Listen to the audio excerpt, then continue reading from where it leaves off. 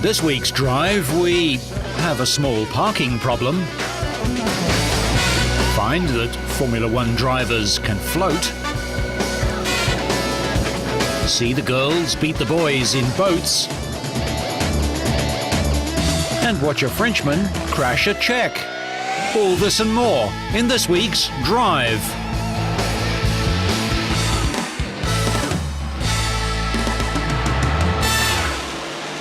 Although the weather was very different from the extreme rain of the last round, the Silverstone 1000 kilometre, the race action in Germany was just as nail-biting and the result almost as close, helped in no small part by Hayanari Shimoda and Tom Chilton.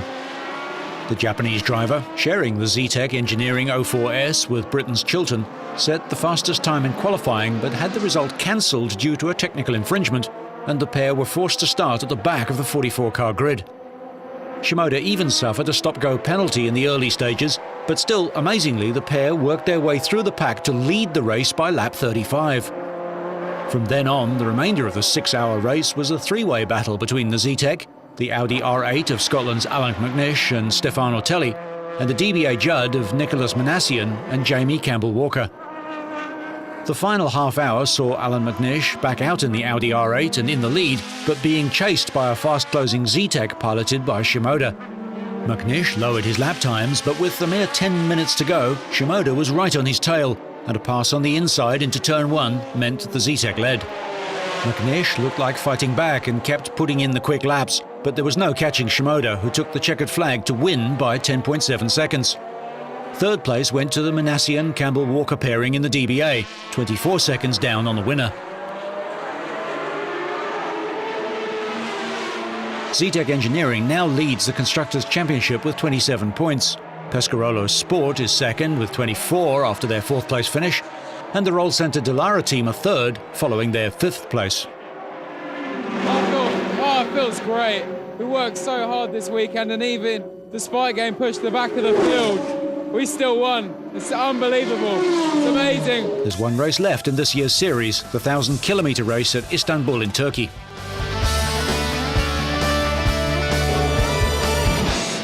Richmond, Virginia was another night race that's popular with NASCAR spectators, and the event got off to a clean start.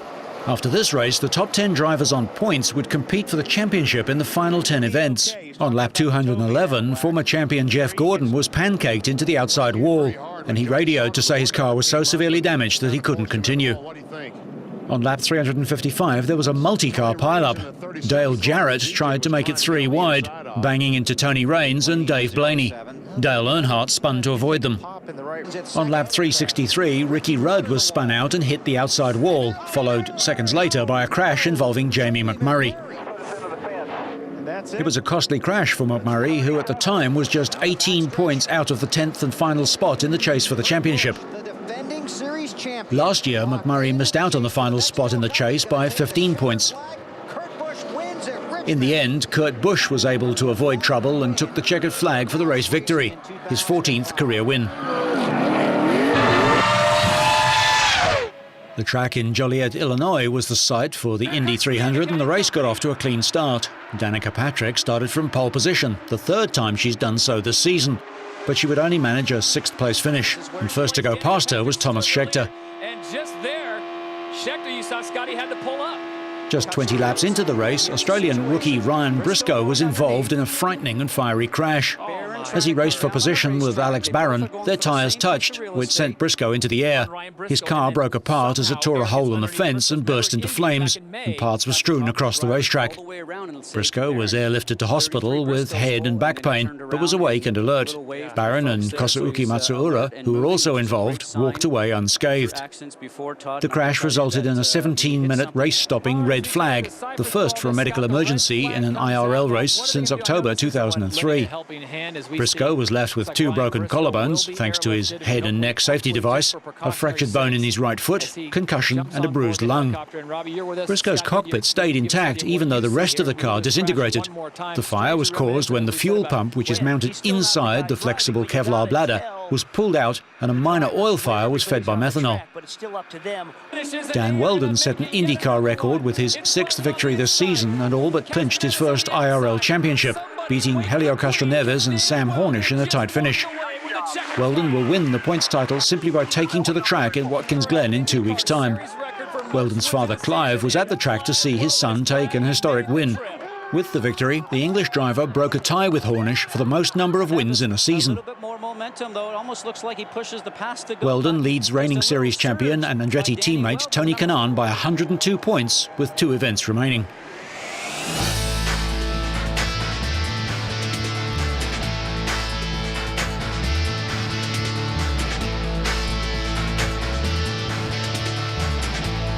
The island of Ibiza hosted the 2005 Battle of Kings, a day-long event pitting stars from the motorsport world against each other in an array of racing disciplines.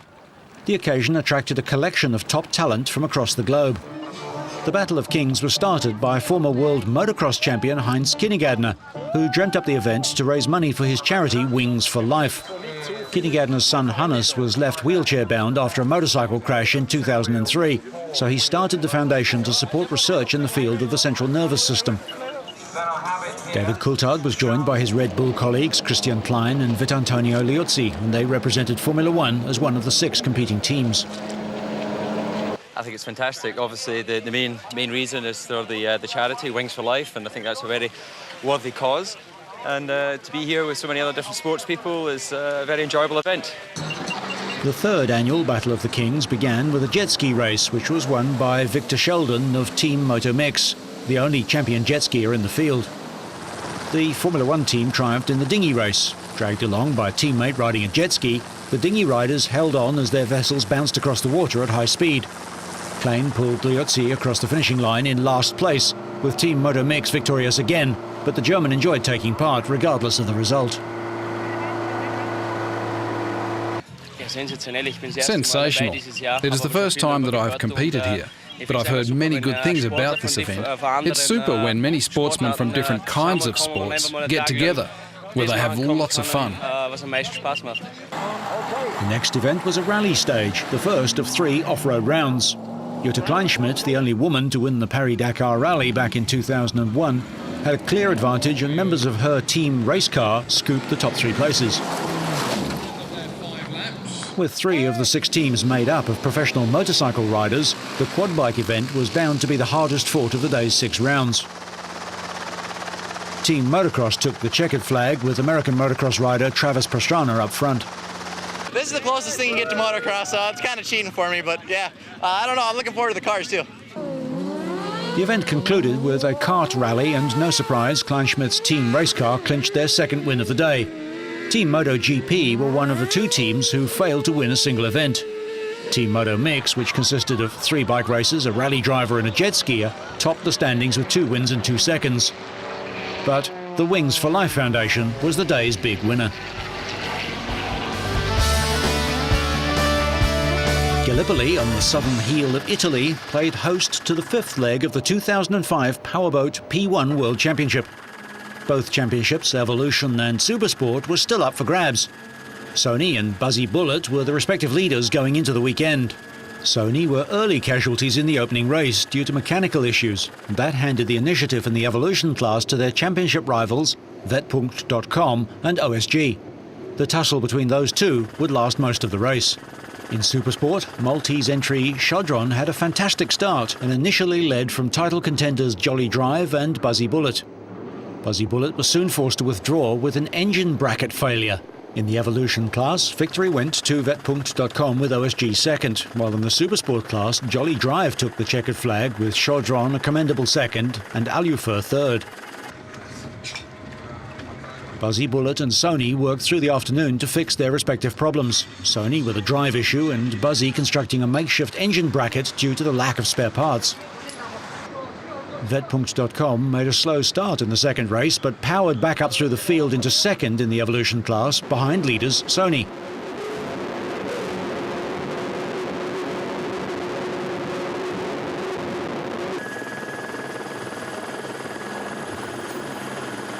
Meanwhile, in Supersport, Buzzy Bullet's bad luck continued as they again broke an engine bracket and were forced to run on just 1 engine. Jolly Drive took full advantage of their rivals' misfortune to move into the lead. Back in Evolution, Sony encountered air and fuel pump problems on the final lap, and Vetpunkt.com passed them with only a kilometre to go and claimed victory. Provisionally, OSG was second and Thureya third. In the Supersport class, Jolly Drive took the checkered flag again and maximum points for the weekend. Chaudron was second, ahead of Alufa. However, Vetpunkt.com were disqualified, penalised for racing above the speed restrictions, and OSG were declared the overall winners. OSG now lead the overall standings in the Evolution class with 59 points, 5 ahead of Vetpunkt.com and 9 ahead of Sony. The picturesque Castle Cornet, rising above St Peter Port, formed the backdrop to rounds 9 and 10 of the Formula 4 Powerboat Championship. It was the all-female crew of Ray Marine, with Shelley Jory at the wheel and Libby Keir navigating, who took the early lead into Turn 1. The two races would determine the 2005 champions, and the Fat Boy racing team of Rob Lister and Will Knocker were hot favourites, holding a 12-point lead going into race 1. Then the R2 composites entry of Kevin Cousins overturned in the chicane section, and the race had to be red flagged. It brought proceedings to an abrupt halt, wiping out Ray Marine's lead in the process. Lister and Knocker had been battling it out for 5th place, unable to make a real impact. However, once the race was restarted, Ray Marine hit the front once again, and this time there was no looking back. Behind them, Fat Boy Racing got involved in another tangle with Evans Heritage, the latter making contact with the rear of Lister's craft with such force that it broke their engine's cam belt and breached the fiberglass hull. Ray Marine took the checkered flag in the opening race. Lister's appeal against Evans Heritage was deemed a fair racing incident, and as Fat Boy Racing was towed back to port, the Ray Marine pair took the lead in the standings. Saturday's bright sunshine gave way to grey, misty conditions for race 2 on Sunday, but it didn't seem to bother Ray Marine, who roared away from the start. They soon hit the front ahead of Negotiator and Heights of Abraham, and were never seriously troubled thereafter.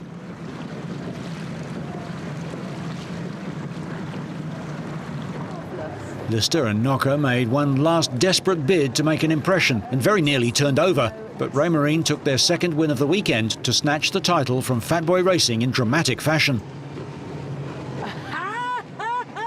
Jory and Keir became the first all-female crew to win the Formula 4 Championship and ended the season with 105 points, 10 ahead of Lister and Knocker. Jack Glendenning and Simon Bucknell of the warm-up team also ended on 95 points, but had to settle for 3rd place on a countback of results.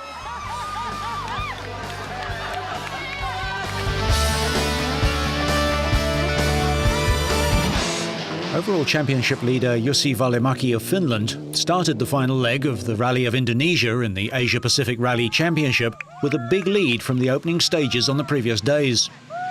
In scorching conditions, Valimäki kept up the pace and drove skillfully through the tough terrain, cutting through the sugarcane plantations.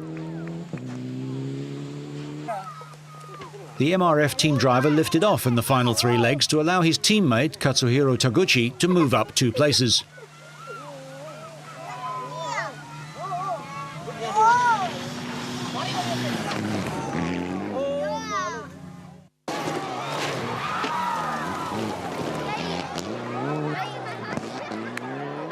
Taguchi experienced handling and overheating problems repeatedly during the event, while New Zealander Jeff Argyle of Silverstone team battled to match the pace of Valimäki in the rough conditions.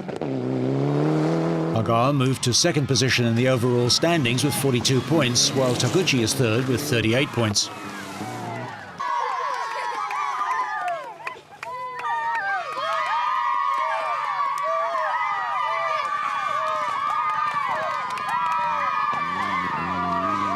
Valimäki's victory in Indonesia was vital for Team MRF, as the Finn had missed the previous race in Malaysia last month. The win gave Valimäki a total of 70 points from the 5 races that he has competed in, and that gives him an unassailable lead. Difficult rally, and the weather is the most challenging thing for me. Scandinavian people not used to drive on these kind of temperatures, but very happy, doesn't matter anymore. The Finn turned 31 during the event.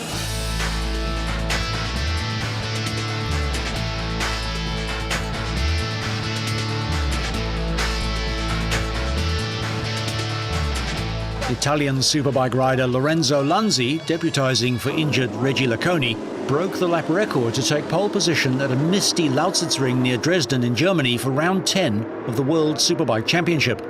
But title leader and former world champion Troy Corser on his Suzuki was quickest away, with Lanzi outbraking himself and having to take to the banked road which orbits the infield circuit. Chris Vermeulen took the lead from Corser on lap 2. The young Australian started the day 84 points behind Corser and needed a win to keep his title hopes alive.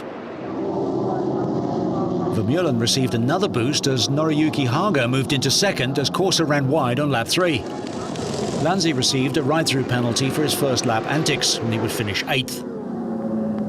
Up front, Haga was on the ragged edge as he pursued Vermeulen, but his efforts were abruptly ended by the red flag after 21 of the scheduled 23 laps. The leader had pointed up to show that there was rain on the circuit, and he was awarded the race win. He asked his pit crew, did Troy crash because Corser was so far back? Race 2 again saw Corser take the lead, with Haga making a blistering start to move into second. But with Vermeulen 6th after an indifferent start, the series leader slid off at the start of lap 2 to give more hope to the young Australian.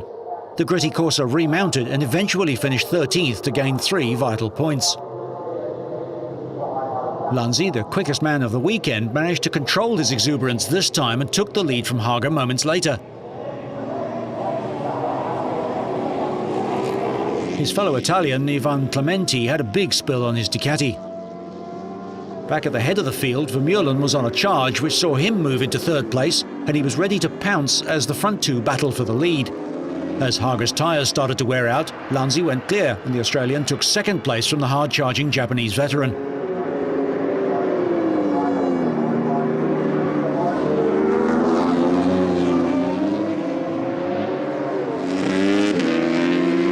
It was the inexperienced stand-in Lorenzo Lanzi who went on to score his maiden World Superbike victory in fine style, and nothing pleases an Italian more than one of their own riding a Ducati to glory. Corser's once unassailable lead has taken a beating. There are 100 points available, and having led the championship all year, he can still lose it. The next round is at Imola. The 2005 Supermoto World Championship ended its summer break and was back with the 5th round at the new venue of Bishop's Court, about 50 kilometres southeast of Belfast. Melk staged the last Grand Prix in Austria on June the 19th. Frenchman Boris Chambon dominated the S2 class. Second in practice, Chambon claimed Superpole on Saturday morning, and nobody was able to challenge him. Chambon won the first race and was followed home by Frédéric Bolley, while Jérôme Giraudeau came 3rd. Chambon had a harder time in race 2 as he was chased by Eddie Seal, who achieved his first overall podium since Castelletto. 5th in the first race, the Belgian rider finished runner-up in the next one and gained a 3rd place position overall behind Chambon and Bolley. Bolley beat Giraudeau for 3rd place as his teammate made 2 mistakes in the off-road section. Chambon took the checkered flag in 20 minutes, 15.7 seconds.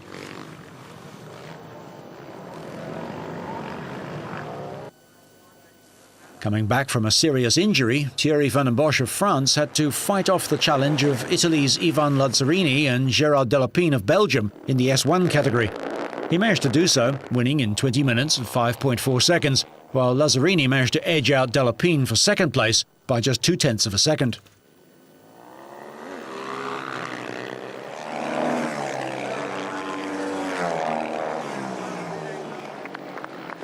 Leading the second race initially, Van den Bosch lost the lead when he made a mistake in the off-road section, and he was in 3rd position when Czech Michal Havel took him out. Both crashed, and Thierry damaged his hand and was unable to finish the race.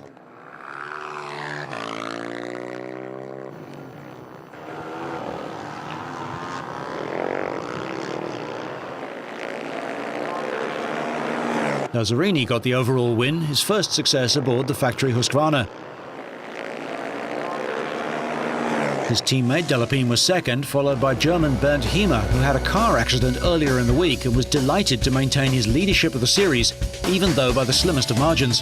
The next round is the Grand Prix of Mediterranean at Jesolo in Italy. Adam Raga had his sights set on a first Outdoor World Trials Championship title when he rolled into the starting tent at the Grand Prix of Germany. The Spaniard had already become the dominant force in indoor trials, snatching his third consecutive title at the Grand Prix of Argentina in March. Outdoor titles had previously eluded Raga, but a fourth-place finish in the 03 season, his first, followed by a third in the following season, suggested that 2005 could be his year. Refreshed after the season's 4-week summer break, Raga put further distance between himself and Takahisa Fujinami, his nearest rival, at the top of the standings. The 23-year-old carried a 13-point lead over reigning outdoor champion Fujinami into the Grand Prix of Germany, round 9 of the season. With 40 championship points on offer at the penultimate Grand Prix of the season, Raga had a good chance of turning his outdoor dream into reality. Fujinami struggled on the long, slippery course on day 1 to hand Raga the advantage. The Japanese Honda rider finished in a lowly 8th place after Saturday's 2 laps with 68 penalty points. Raga, meanwhile, was at his best and finished first, 1 point ahead of compatriot Mark Frieser with 37 penalties. Raga's overall lead swelled to 25 championship points, which meant that the title would be his as long as he finished ahead of Fujinami on day 2. Any hopes Fujinami may have had of a Raga collapse were short-lived. Raga was unstoppable, just as he had been for most of the season, and another win sealed the World Outdoor Championship title. The Gas rider conceded a total of 17 penalty points to complete a maximum haul of 20 championship points, the 8th time from this season's 14 days of competition to date. Another Spaniard, Tony Bow, finished second with 26 penalty points, while outgoing champion Fujinami came third with 31. Raga completed a successful title campaign to follow in the footsteps of his hero, Jordi Torres, who won the last of his 7 outdoor titles in 1995. The 2005 outdoor season ends with the Grand Prix of Belgium at Spa-Francorchamps. Although the title has now been decided, the runners-up spot was still up for grabs, with Fujinami, 2003 champion Dougie Lamkin and Albert Coverstani all in contention.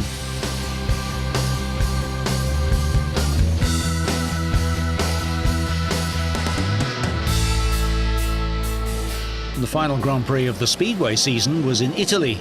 Dethroned world champion Jason Crump handed his crown to Tony Rickardsson in Poland, but was keen to finish the season on a winning note after a year in the Swede's shadow. Rickardsson went into the first semi with Norwegian Hans Andersen and Bjarne Pedersen and American Greg Hancock. Starting in lane 1, the Swede took the lead at the first bend and was never passed. By the end, he'd opened up a big lead and won easily. Hancock was the other rider to progress.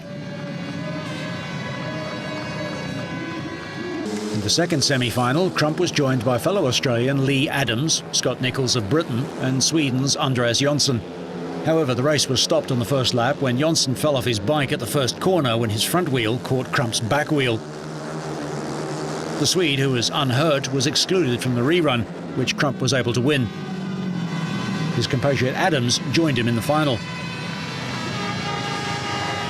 Rickardsson once again started brilliantly, taking the lead at the first corner with Crump hot on his heels, unable to find a way past. The new world champion crossed the line to claim yet another Grand Prix win, finishing off his season in style. Crump came second with Hancock third, while Adams brought up the rear. Rickardsson ended the season with 196 points, 42 ahead of Crump, and Lee Adams finished third overall with 107.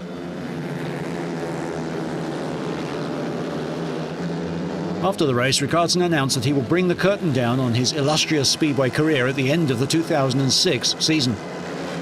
The 6-time world champion will have one stab at creating a new record of 7 titles before hanging up his Kevlars.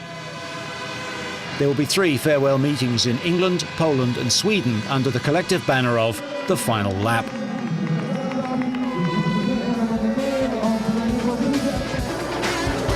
So, whether you're starting at the front, leading the pack, or just chucking it up the road, so you stay on track and up to speed, make sure you catch next week's Drive.